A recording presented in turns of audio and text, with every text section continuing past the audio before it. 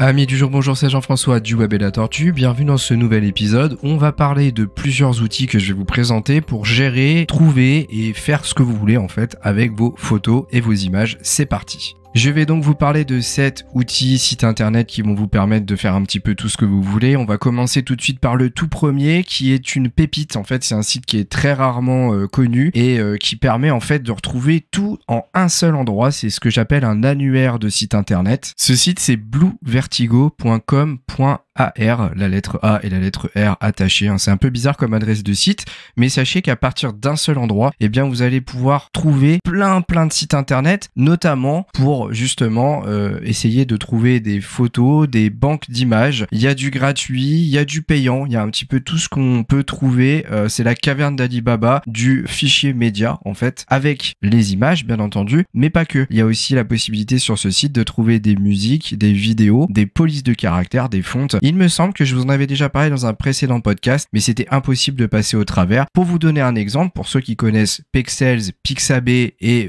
par exemple Unsplash, eh bien sachez que ces sites internet sont répertoriés dans ce site web, mais qu'il y en a plein d'autres que vous ne connaissez certainement pas. Donc ce premier site, il était surtout là pour vous aider à trouver des visuels, que ce soit payants ou gratuits. Maintenant, on va parler de visuels que vous ne trouveriez pas. Et oui, dans le gratuit, c'est un peu compliqué, des fois on trouve pas toujours ce qu'on veut. Dans le payant, c'est beaucoup plus facile, mais parfois ça vous arrange de passer plus par du gratuit. Moi, je sais que si je peux, je vais essayer de le faire. Mais quand on trouve vraiment pas ce qu'on veut et qu'on veut éviter de mettre de l'argent, eh bien sachez que dorénavant, les intelligences artificielles peuvent essayer de vous faire le visuel à votre place. Pour ce faire, j'ai trouvé un site internet qui est vraiment sympa, qui s'appelle Photosonic. C'est un site internet qui va simplement passer par une intelligence artificielle. Vous allez rédiger une phrase dans une sorte de barre de recherche et à partir de cette phrase, eh bien cette intelligence va vous générer un visuel, une photo appropriée. Alors vous verrez quand vous serez sur ce site internet, vous pourrez choisir des catégories de visuels. Par exemple, il y a les effets de peinture, comme si c'était des peintres qui vous avaient fait le visuel. Mais sachez qu'en cliquant sur les catégories, vous aurez aussi des effets fantasy, animé, donc manga, 3 dimensions, cartoon, science-fiction, les photos classiques, les illustrations, les personnages et il y en a encore quelques-uns d'autres. Bien entendu, c'est une version qui de base est gratuite et donc est limitée à 5 demandes par jour. Et si vous voulez en faire plus, il faudra payer.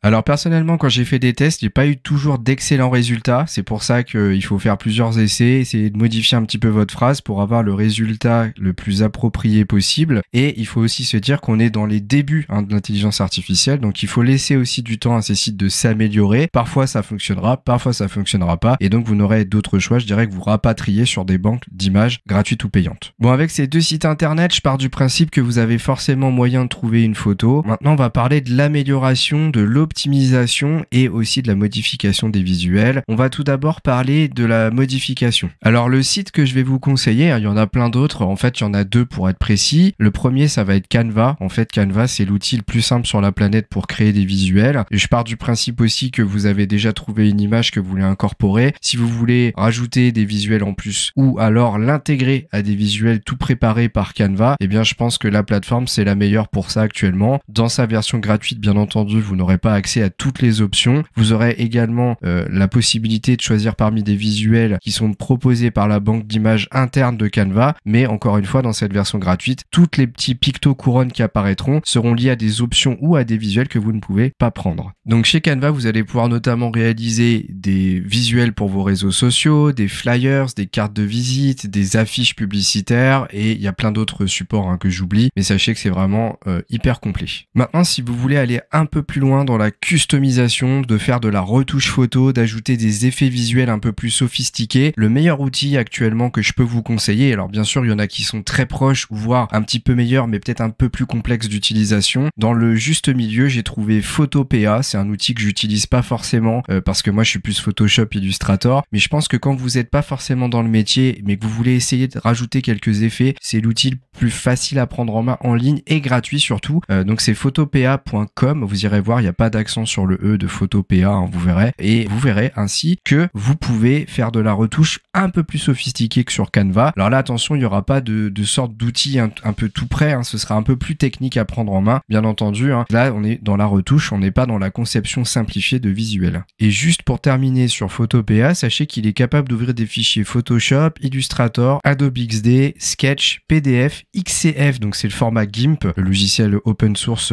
équivalent à Photoshop. Le RAW, en fait, c'est le format brut photo. Et bien entendu, la majorité des extensions de fichiers images. On en arrive au 5e outil. Je pars du principe que là, vous avez forcément, avec les 4 outils proposés juste avant, trouvé des photos et réussi à les modifier comme vous le souhaitiez. Maintenant, on va parler de l'optimisation et éventuellement de la conversion. Le premier outil dont je voulais vous parler, c'était celui de compression. Donc, imaginons que la photo que vous allez utiliser, elle est par exemple pour votre site internet. Un site internet, le but, c'est qu'il soit performant et que donc les photos que vous allez mettre dessus soient pas trop lourdes, parce que c'est souvent le type de format et de fichier plus précisément qui fait que votre site est lent. Donc sachez qu'il existe des sites internet qui vont vous aider à compresser le format de vos photos pour que, en ayant à peu près la même qualité, ou en tout cas qu'à l'œil nu ça ne se voit pas, eh bien on divise par 2, 3, parfois 4 ou 5 le poids de l'image. Donc je vais vous donner 2 sites internet pour faire ça. Le premier, c'est tinyjpg.com, tiny T-I-N-Y, tout attaché jpg.com. En fait, ça va concerner la compression de fichiers WebP, PNG, JPEG, mais pour les faire ressortir forcément au format JPEG. Donc les formats JPEG, en fait, c'est les photos qui n'ont pas d'arrière-plan transparent. Donc si le visuel que vous voulez compresser, il n'a pas besoin d'arrière-plan transparent, vous passez par ce site, vous allez simplement chercher l'image sur votre ordinateur. Vous pouvez le faire pour 20 images en même temps, et dès lors que vous aurez envoyé la photo sur le site, un processus va se mettre en place sur le site. Vous allez devoir attendre un petit peu, et là, en sortie, eh bien, vous allez récupérer votre image avec une qualité quasi équivalente, mais avec un poids qui est vraiment ultra diminué. Et donc le deuxième site, c'est son équivalent, mais pour les fichiers images avec fond transparent, c'est tinypng.com cette fois-ci, et ce sera exactement la même manière de faire, sauf que là ce sera à faire que pour vos visuels avec fond transparent justement. Avant-dernier outil dont je voulais vous parler, un couteau suisse de l'image pour changer le format du fichier, pour ajouter un filigrane sur votre image, autrement dit un petit logo qui va prouver que c'est à vous, ou faire de la conversion de JPEG vers par exemple PNG, de JPEG vers WebP, de JPEG en PDF, de transformer un format HTML en image, bref, un couteau suisse. Ça s'appelle iloveimg.com. Vous allez voir, ça vous permet de faire pas mal de choses. Et sachez qu'il y a d'ailleurs un équivalent qui est plutôt pratique pour les fichiers PDF qui s'appelle ilovepdf. Je vous laisserai regarder, franchement, c'est vraiment facile d'utilisation et ça fait beaucoup de choses. Et enfin, dernier outil de cette liste d'outils pour tout faire avec vos images et photos. Celui-là, si vous le connaissiez, franchement, chapeau. Il s'appelle Exif Cleaner.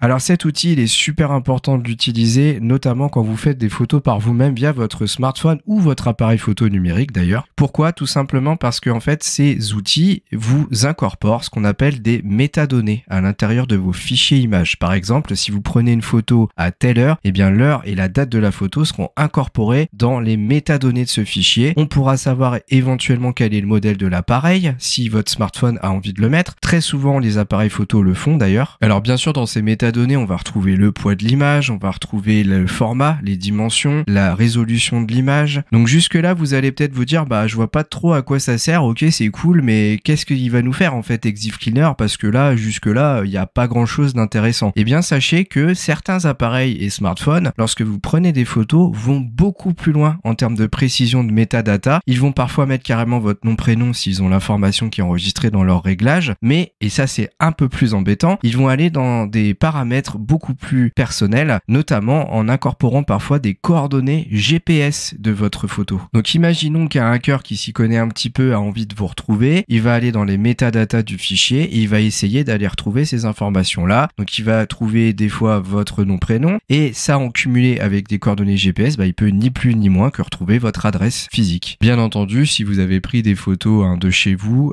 dans votre cours par exemple, et que vous avez partagé ça sur internet. Donc on en revient à Exif Cleaner. Et ben Exif Cleaner, qu'est-ce que c'est? C'est justement un outil qui va vous permettre d'effacer les données des métadatas qui sont automatiquement intégrés par les appareils photo que vous allez utiliser. Vous allez le passer dans sa moulinette, lui va vous afficher les métadatas incorporés et il va vous proposer de retirer ce que vous avez envie. Donc le logiciel il est gratuit, il est assez simple d'utilisation, simplement il fallait savoir qu'il y avait ces métadatas dans les fichiers pour pouvoir s'en servir et c'est un outil qui est pas encore très répandu, que je vous invite à utiliser. D'ailleurs on n'est pas à l'abri qu'un jour ce type d'outil devienne payant, on est encore dans les balbutiements du logiciel, peut-être que ces logiciels vont d'ailleurs se répandre petit à petit de plus en plus, mais sachez que pour l'instant autant en profiter, d'autant plus que l'air de rien c'est quand même des informations vachement sensibles qui sont là-dessus. Voilà, normalement avec cet outil là vous pouvez vraiment faire énormément de choses avec vos photos et images. Bien entendu si j'ai oublié des outils que vous voudriez que j'en parle, n'hésitez pas à venir sur YouTube puisque ce podcast sort aussi sur notre chaîne, à venir le commenter pour me faire vos remarques. Merci de votre écoute, n'oubliez pas de mettre 5 étoiles sur ce podcast parce que ça aide notre chaîne à se développer et moi je vous dis à très vite pour un nouveau podcast du Web et la Tortue.